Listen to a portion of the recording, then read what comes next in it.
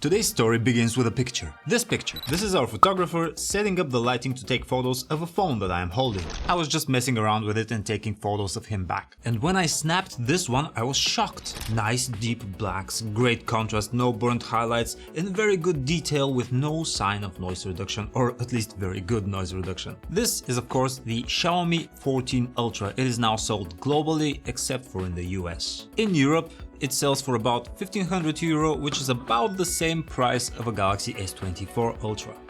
And Xiaomi really wants you to look at this as a camera phone. It comes with this huge camera, which is pretty hard to miss, and you constantly jab your finger into it. And there's an optional camera grip module, which also has a thread for 67mm filters. This brings me back to the LG G5 days. So naturally, I was so impressed with this initial photo that I immediately took the Xiaomi 14 Ultra out to take some more pictures with it. And immediately I was getting results. Check out the contrast and the vibrancy around the flowers here. For this photo of my dog, I did not use portrait mode here. This is the natural blur of the lens of the Xiaomi 14 Ultra. Then I took this portrait mode shot of the same scene, and to be honest, this is not amazing. The separation around the fur is broken and the bokeh looks fake. I like taking portraits by just using the zoom lens and nothing else. Then I took this landscape shot, which looks pretty good. And this close-up of a shaft that someone painted over. And then this tree bark with its deep textures. And here I started noticing that my dream is kind of falling apart, while the hardware is great and some shots look amazing, others left me wanting. Hold on, let's rewind. I took these same photos with the Galaxy S24 Ultra and we can now compare them. Shot 1 with the rosy flowers. The Xiaomi looks kinda better, more contrasty, more vibrant. This is taken with a 2x zoom, by the way. Checking out the details up close, both phones performed similarly. Shot 2. This is taken with 3x zoom cameras on both phones. The Xiaomi has a slightly shallower depth of field, it focuses on the eyes of the dog and the snout is a bit blurred, which gives it a more realistic look, deeper look. The background blur is also much better on the Xiaomi. Now same photo but portrait mode with both phones. Samsung was also a bit better at separating subject from background, but the fur still tricked it. Admittedly, it's a challenging thing. Shot 4, I'd give this one to the Samsung. The colors of the church are closer to reality, while the Xiaomi washed them out some, and also if you zoom in, the Samsung managed to preserve the details in the bricks a bit better. In shot 5, the Xiaomi exposed a bit too much and washed out the vibrancy of the yellow color more than the Samsung. And again, if we zoom in, we see better details from the Galaxy here.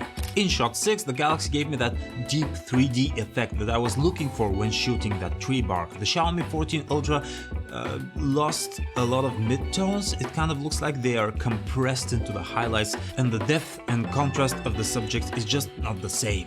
On our in-house PhoneArena camera benchmark, the Xiaomi currently holds the highest score for photos, but it only leads the Galaxy S24 Ultra by 1 point. And with such a negligible difference in scoring, you can definitely say how sometimes one can be better and at other times the other one can. Let's take a look at a couple of zoom examples. If we take this 5x zoom photo, the Galaxy S24 Ultra did better here. Both of these phones have 5x telephoto lenses, but the Galaxy gave me sharper detail and better exposure, whereas the Xiaomi photo looks a bit more artsy. But let's push them further. At 10x zoom, the Galaxy gave me brighter exposure, but the details in both photos look very similar. And as we go further, look at 50x zoom. The Xiaomi 14 Ultra actually came back and absolutely killed it here. And this happened multiple times. Now, I am not a fan of the extreme digital zooms that are all the hype right now. I prefer just using the lenses, but this result is pretty hard to ignore. Then let's take them out at night. In this photo, the Xiaomi 14 Ultra amped the colors up a bit, which some may find annoying and unrealistic, but the details in the Galaxy photo look kind of soft around the pavement. In this one, the Xiaomi burnt the highlights a bit. Look at that barrel up top, but when we zoom in, we see a bit more noise in the Galaxy picture. This one looks like it was a challenge for both phones. I don't know why, maybe because all of the colors are very similar. but the Galaxy shot looks a little more washed out. In this night shot, the Galaxy is much more realistic, which is weird to say about a Galaxy night shot. The Xiaomi just went all out on brightness and vibrancy. Overall, very good. Like, the one thing I don't like about this camera is its tendency to compress the highlights in a weird way. But the hardware itself, it has some very nice lenses which give you some pretty good natural bokeh. So it's kind of close-ish. It's a long shot, okay, but it kind of a little bit resembles using an actual DSLR. Okay, Xiaomi, okay, you have our attention. What else does the Xiaomi 14 Ultra give us? It's powered by a Qualcomm Snapdragon 8 Gen 3, and we ran the 3D Mark stress test on it. Imagine our surprise when we noticed that it barely throttles at all. These are Asus ROG phone levels of optimization. This thing is made to run like a demon. The screen is a 6.7-inch OLED panel with QHD resolution and 120Hz refresh rate. You also have all the options to make it more vibrant and aggressive or softer on the eyes. It's a beautiful screen. The software, I'm not gonna lie, it's gonna take a while to get used to. Xiaomi's old MIUI was heavily inspired by iOS, and you can still see this here. Just look at this wallpaper. But also there's a ton of customization options on top. The new software here is called HyperOS. It's Xiaomi's rebranding of the old MIUI because now it wants to build an entire ecosystem. From its new car to its various smart home items, Xiaomi wants everything to work on HyperOS and to connect seamlessly. Like, if you live in Europe, you probably already have a Xiaomi purifier or a rotor or a robot vacuum, like the famous Roborock robot vacuums. The brand was funded initially by Xiaomi.